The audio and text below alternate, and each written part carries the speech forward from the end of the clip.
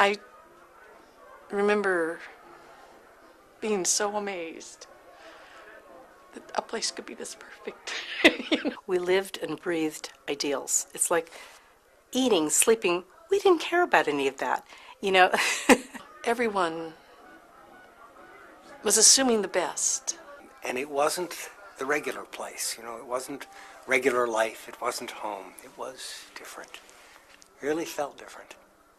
This college, this campus is unique.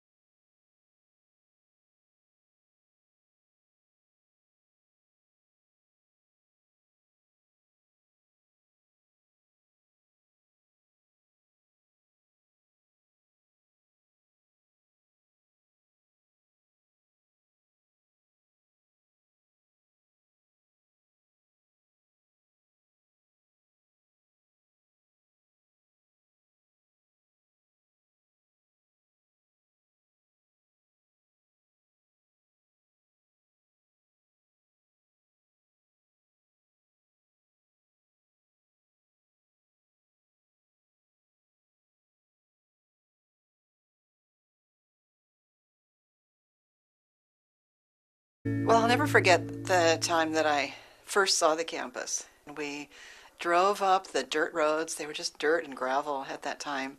Drove up onto campus, and way up in the fringe of the redwood trees at the top of campus, I could see these white pillars sticking up through the trees. And I swear it looked like the Parthenon or something. It was so beautiful. The things I think about the most are the place. The place is so extraordinary, and the people we met, and that the clarity of the plan for the university. And it struck me from the very first moment I stepped on campus when I came here to just look at schools.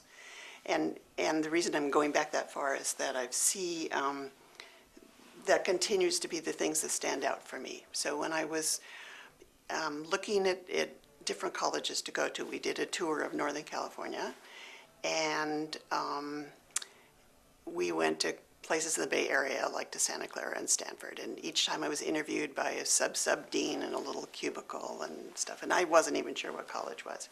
And then we called Santa Cruz, so this was the spring before the college opened, and Page Smith answered the phone, and he said, oh, just come to our house for tea, and you turn right at the Brussels sprouts fields. And, you know, and I thought, oh my God, this is something different. And so he said, but go see the campus first. So we went, I was with my mother, and we went to go to the campus, and there was nothing, of course. There was the cookhouse at the base, and then we just wandered up and saw nothing, nobody. And then we saw some people on a picnic table. And so we went to ask them, you know, where everything was. And it was Dean McHenry and his wife, the first chancellor. Well, it was an extraordinary privilege to be here, and we all felt it. We all felt that we were in on something unusual and daring and a little bit crazy. And the really extraordinary care that the organizers, that Dean McHenry and Page Smith and others had brought to it, made for an extraordinary experience. The faculty were all, of course, chosen because they had a commitment to undergraduate education. And it was that attempt to create a community within the larger university structure. And we were the beneficiaries. It was great. It was a wonderful thing. He gave me a personal tour of the campus and showed me where the science building was and stuff. And then we went to go see Page Smith. I mean, so these both, you know, extraordinary personalities, and they took time to be with us. So then we went to Page Smith's house and met Page and Eloise, and of course they were very charming. And especially he told me about the plan. He told me about the World Civilization course. So that the plan involves two things. One is the colleges within the university blending the best of a liberal arts college with the large university, which McHenry, of course, pushed. And then Page Smith told me about the World Civ course, and that was it. I thought, this is what college is. This is where I'm going. I don't care what anybody else says. This is where I'm going. You called it heaven on earth. And I think of it as having been, at least for us, a utopian society. living in trailers was quite an experience, one we didn't expect when we applied, but it was a wonderful way of bonding with a lot of people. We lived 8 to a trailer, 4 on each end with bunk beds and a little bathroom in between, and we just spilled out again into the environment of the green fields that you see below there, and again could look up at this beautiful redwoods and look out to the ocean. The faculty were absolutely incredible. I was a physics major. It was a brand new physics program, and Bruce Rosenblum became the chairman of the department. And Bruce came to me one day and he said, "You know, Jerry, you're pretty good enough." And he said, "But we're not sure that we're giving you the education, so I want you to come see me every Friday." And I essentially had an oral exam every Friday for 2.5 years from Bruce. And it taught me how to think on my feet. It taught me the virtue of being willing to say, "I don't know." Paige Smith and the rest of the professors were great caretakers of this young group of people and put us on the right path towards studying. And they made our classes so interesting that we really liked to learn. George Amos stands out for me. He was a professor of literature, and he took me after class one day and said, "You are an intelligent young lady, you're outspoken, you have a lot of self-confidence, but you need to think before you talk." And he spent some time with me. And because I'm mixed education, I didn't know how to write a paper. I knew how to take a test. And so that's one of my fondest recollections now, thinking back on it, is we were taken care of so well as a group of young people who had no idea what we were doing. And we were, you know, baby boomers. We're at the beginning of the Cultural Revolution, and there was a war in Vietnam. I feel a tremendous sense of gratitude that I was blessed to go there, and especially in the beginning when the relationships between the students and faculty were so close, so relaxed, that I could ask the teachers anything and get guidance, or just get guidance from seeing how they lived their lives. So I'm very grateful for that. Most of what was most important in my education happened outside the classroom, and many of my most important teachers were not professors. And in fact, my closest adult acquaintance was Byron Stuckey, who was Dean McHenry's assistant, and a man I continue to be friends with almost 50 years later. And it's from Byron, more than any other single person, that I learned 2 things. One, an intelligent person in this day and age, which was that day and age, should plan to have 5 or 6 careers in a lifetime. Byron insists he never would have said such a thing, but he did it and I did it, and he did say it. And the other thing I learned from Byron was to always question common assumptions, not to be cute or clever, but to come up with fresh solutions to interesting and important problems. And in fact, the more I understand it, the more I realize this place was peopled by grown-ups and who were doing precisely that. These professors were very open to how we could learn from them, and we not only met them in the classroom, but many of them were involved in, let's say, intramural sports teams in which we played against them. We often were invited into their homes. We were on a pass-fail grading system with written narratives about what we'd done or not done in their courses.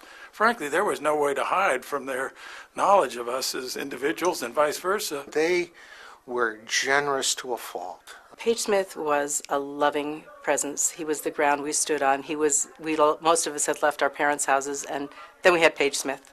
And he was great. He took people into his house. He just took care of everybody. One of the purposes of education is to love the young people. And he wasn't just a notion. He lived it.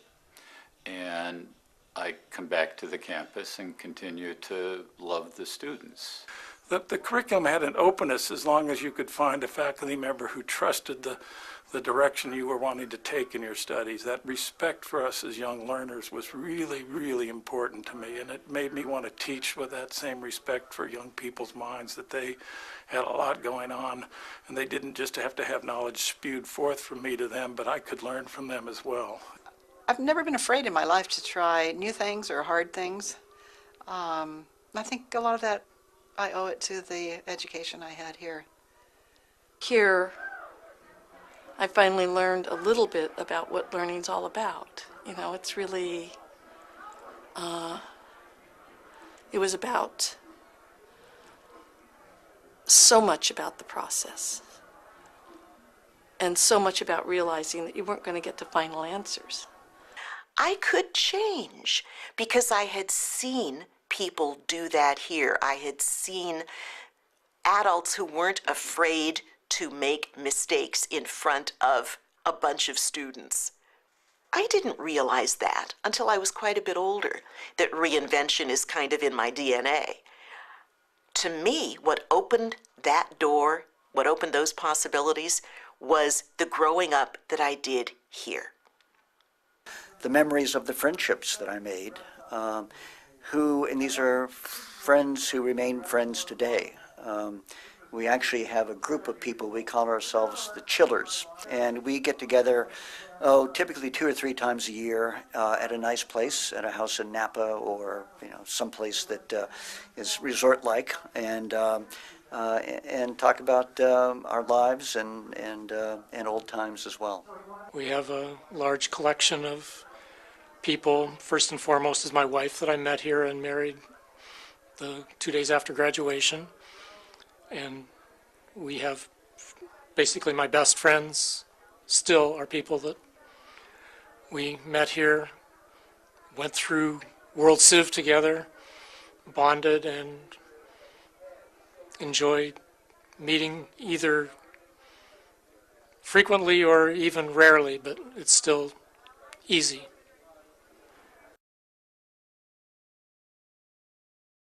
I'm a huge believer in the value of a liberal arts education, providing you not necessarily with a specific job objective, but allowing you to think broadly and creatively and to do so with great curiosity. I always felt that it was important to have a purpose for learning, and I think that was an important thing that Paige Smith taught, that we weren't here just to learn things to progress into a career or something, or for material gain, but there was always almost a sacred purpose of learning, finding the truth in the company of friends. It gave us the confidence and taught us how to learn and how to ask questions and how to push the boundaries of the conventional wisdom in all spheres of our lives. What I had gone through and been exposed to in my education, to look at things in a historical lens, to look at society with a view towards justice, all of these kinds of trends that were interwoven through all of our courses, taught me to be a better thinker, taught me to never settle for just what someone tells me, but to really examine it from a variety of viewpoints. And that has served me well throughout my adult life. I kind of always wanted there to be, the life to be where people both had practical skills and thoughtfulness, instead of those being separated into 2 kinds of people. Because of what I learned about early ancient Greece from Hitchcock, which is the notion of I just realized this, which is the admiration for the person who was all around good at lots of things, instead of admiration for the purpose of the person who trained so hard to be the world's best at one thing that he ignores all the other human capabilities. So not the best warrior or the best poet or the best runner or the best lover, but someone who is pretty damn good at all of those things. And that just so resonated with me that to this day, it's still kind of my goal for myself to be kind of omnicompetent rather than world class. It seems like every different and new thing I've done in my life, I'm drawing on my experiences there, experiences with friends, and especially experiences with the founding faculty. In my life, I've learned a lot of new things. I've gone back to the beginning of various things and learned photography and computers and languages, and each time I go back and I think about the kind of intellectual humility I was taught by the teachers there. I remember one of my music professors, Dr. Popper, he used to walk from Natsai to the library and other places, and he'd have these flashcards of Japanese because he sometimes went to Japan to help develop opera in Japan. So he was always learning something new. I feel it's affected my entire life, what happened here. It's like this is a place that molds your mind and your perspective and your way of evaluating things. You become an educated mind. I was just looking at the selection process for the Cowell Selectmen. If you want a petition, you have to write 8 lines of original poetry. And I thought, well, that's very much in keeping with the Cowell spirit. And that all goes back to the Cowell Assembly. And that idea that you can have community and caring and also rigor. That's one of the things I appreciated. It wasn't all sort of subjective and sentimental, but it was a blending of the values that was really, really critical for me in my life. It allowed me to practice and learn how to think and to present and to analyze. And those are wonderful skills, and they were taught very well by people who cared. So I came out improved. I think what I got here at UC Santa Cruz was that I had freedom of thinking, and I had a self-assurance that I could follow my own path. Each of these experiences with a brilliant professor taught me that if you approach a new task with the right sense both of humility and the sense that you can do this if you go about it the right way. And so I've been able to do so many wonderful different things in my life. And each time I'm drawing on things I learned from the people there. I think being able to study things deeply in the 5-unit courses so that we didn't have 5 or 6 courses really prepared me to study for graduate school, my career in teaching, and all of that. Ever since then, I've always felt that any situation I was put in, that I could exercise my imagination, bring a certain kind of, creativity to any situation and solve problems, and also bring people together. What was particularly important was finding how important creativity was, both individual and collective, and to appreciate beauty. The beauty of the campus was certainly a major part of it. The beauty of the art world. Jasper Rose is on my shoulder whenever I'm in a museum, appreciating some of the work that he introduced me to, as others did. So beauty and creativity, that's what I think of as being critical to the rest of my life. That Santa Cruz made me realize you didn't, just because something was one way, it didn't have to be that way. Santa Cruz took the, it's always been that way, so it must always be that way, out of my life equation, was a huge gift. Because what I saw, particularly from the founding faculty and staff, was they spoke with students as if we already were the people we wanted to be. I learned how to engage people here in a way that has blessed me for the rest of my life. Clark Kerr and Dean McHenry had this vision for 25 years. They thought this plan up in graduate school. They held onto this vision for decades and then made this happen against extraordinary pressure. They had pressure from the state legislature. They had pressure from Reagan and then pressure just from people in more conventional universities who just didn't have the imagination and the integrity and understanding of education that they did. But they made this happen against all these odds. That to me, which is sort of something, of course, I'm grateful for because we got to reap the benefits of this, but it's permanent inoculation against cynicism. These guys made a difference. One person could make a difference. I've seen it, I've lived it, I benefited from it. And I mean, it really, I've gone back to that again and again. Whenever I get discouraged, I think, look what these guys did. They can do it, I can do it.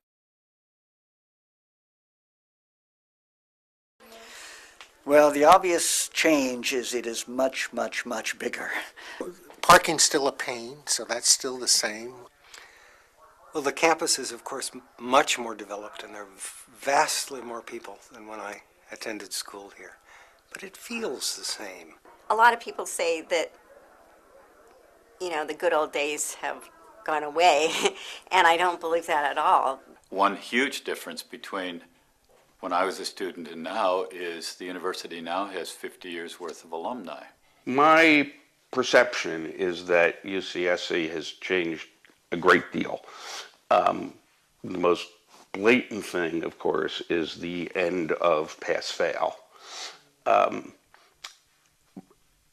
When we were in school in the early years, the colleges offered a lot of classes, and professors really did have a matrix reporting structure. They reported to the discipline and to the college. And what had to happen was foreseeable, if you had thought about it, was because only the discipline influences the promotion curve and the career curve, the colleges became less and less significant in terms of shaping the education. The other thing that's, I think, a shame is that they don't have the narrative evaluations anymore, because that helped me very much as a student coming here to be, you know, to have my performance judged not as a letter grade, but in a grown-up way, the way it happens in the real world, that you're evaluated by paragraphs, whether you have an annual review in a job or grant proposals, they're evaluated in a narrative way. And so college is time for grown-ups. That's the way college students should be evaluated. Well, I think the big change and the sad change for those of us who were there at the beginning is that the effort to establish a strong collegiate identity was somewhat shifted by giving the faculties all the power of appointment. When it was started, the idea was it would be modeled somewhat on the Oxbridge model, in which the provost of the college would have, and the college community would have a choice as to who would join them. And when all appointments were shifted to the faculty, then that really changed. So in some respects, that early community aspect was not maintained. But I think the commitment to students and the involvement in their well-being and the idea that by giving them a residential home, they would have a place where they wouldn't be just atoms floating in the sea was a very good thing that is there now. The way the campus environment has been maintained, I think it seems to me that the university has done a good job of balancing the needs for new buildings and new structures and still keeping the spirit of the original campus. One thing that's amazingly the same as Caldwell College is a physical place. And it made me grateful to the architects of Caldwell College, because the architecture has really stood the test of time. It's just grown old gracefully. I hope I age as gracefully as Caldwell College has. I mean, it really, they did a good job. And again, it comes back to the vision of the administrators that Dean McHenry chose well in the original architects.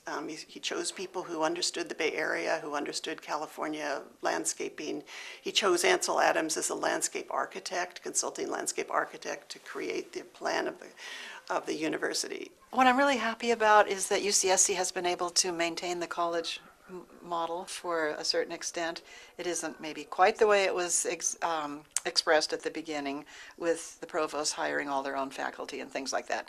But the colleges provide a great place for the young students to come and start out and feel connected, to know that they belong somewhere, particularly if they are residents also of the college. And of course, not everyone can be. A lot of people live off campus or commute.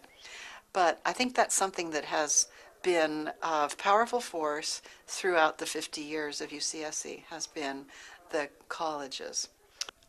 I am very impressed at how the university has maintained the college system and how the colleges are staying close together. They're staying focused on what the disciplines are for the students. And one thing that was so important to me about Santa Cruz was there were 400 of us when we started, and it was a small footprint. And people were able to know each other, people were able to talk, we walked to classes, talked about what we had just learned, talked about different ideas. And there's a sense of community that I certainly didn't find at UC Berkeley, and I haven't found on other campuses, and I'm so happy to see that that still is in place here at UC Santa Cruz. The whole point of Santa Cruz was to have a university where undergraduate education and guidance and mentoring was just as important as departmental research. And that, I think, was the perfect mix. We talked to one professor who was talking about the student body being more kind of goal-oriented, focused, as opposed to free spirit, learning anything and everything. We had a tremendous atmosphere here as a pioneer opening the school. In 1977, when I wanted to come and see Bert Kaplan for a written evaluation for my graduate school, he said to me, "When you were here, I pointed like this, and all of you charged ahead." He says, "Now I point like this, and the students say, 'Well, where are you pointing?'" Classroom boundaries were there, but very loose, usefully very loose.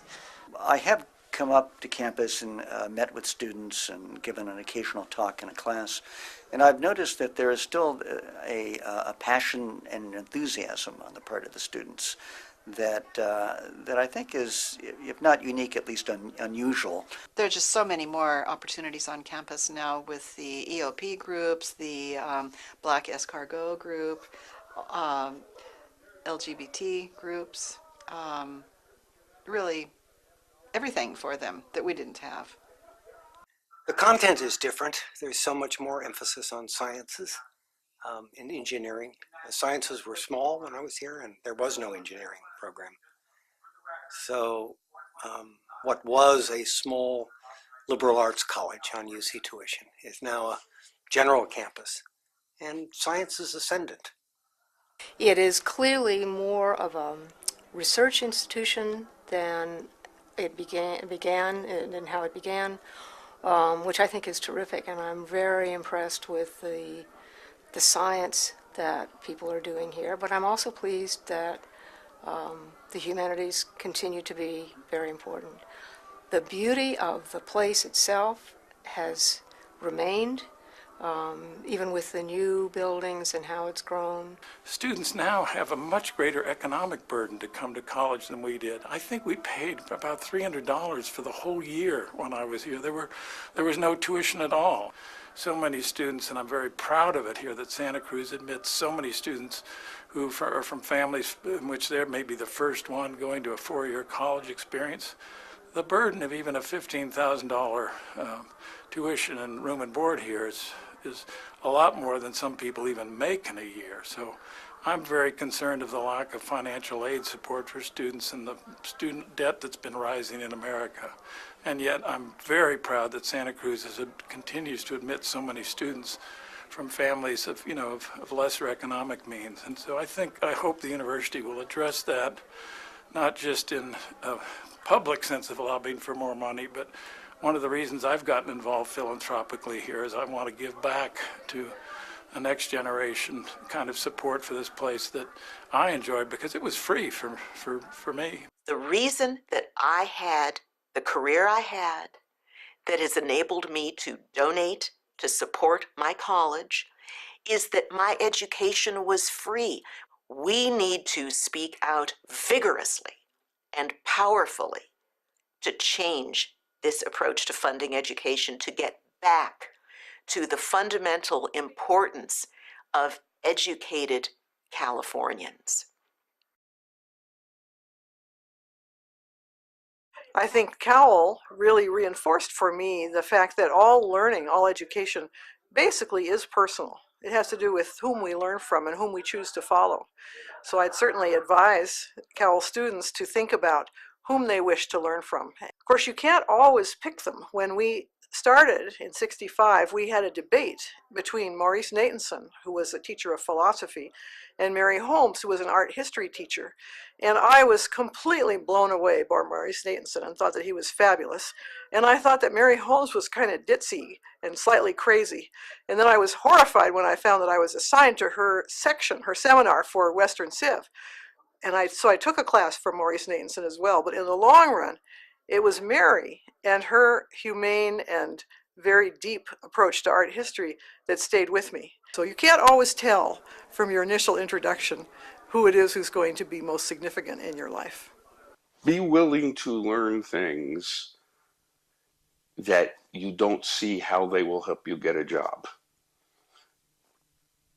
Because you would be amazed how much of the humanities, philosophy, language, history that you have an opportunity to absorb here will make you better at all the interacting with humans part of whatever career you wind up in. So please be into becoming broadly educated. You need to have a major so that you can have a job after college, but don't make this a trade school. Get involved in campus activities. There are always groups you can join, committees you can get on, so that you get to know more people on this campus. The realm of study possibilities that are here is extraordinary. Take advantage of that. I know that economically it's more important than ever to establish yourself in a field, but if you're a science major, make room for art in your life. You'll never regret it. If humanities are your thing, and I'm thrilled that there's still so many humanities majors, take a science course. Take a bunch of science courses.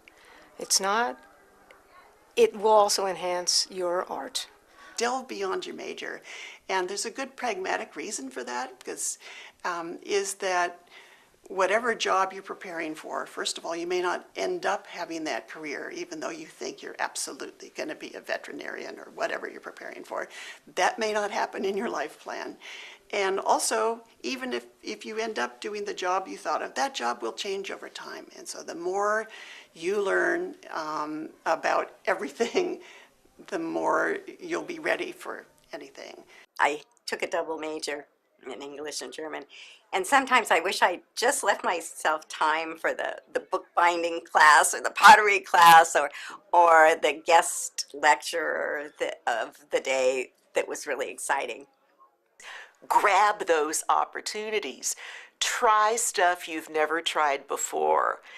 Whatever you think you're going to do for a career at 18, 19 coming here, you might not. The world is going to change dramatically. The education here that you want is the one that prepares you to take the road that presents itself. Another thing that I think students can really benefit from is the Education Abroad program. I would recommend that for everyone who can swing it. To have the opportunity to live and study in another country just adds such a dimension to one's education. Get out of town Yes, in fact, get far, far out of town. The world is broader than UCSC, and the experience of living in a different culture and fully living in it, living in a different language as well, would have been a fabulous thing to have done had I done it. Take advantage of the overseas program, the junior year abroad, for example, but even beyond that, I think the students should get out and travel and experience a world that is very different from UCSC and from Northern California. You make new connections, new friends, and more important, I think most important, is you have a different perspective, and you come back to Santa Cruz and you will love it ever more. Be concerned with who you want to be, the way you are in the world, what kind of morals and values and principles and compassion or whatever it is that you want to live your life from. Every day you have a choice. Are you going to go at life with fear, or are you going to go at life with confidence and hope? Choose confidence and hope. Life feels better that way.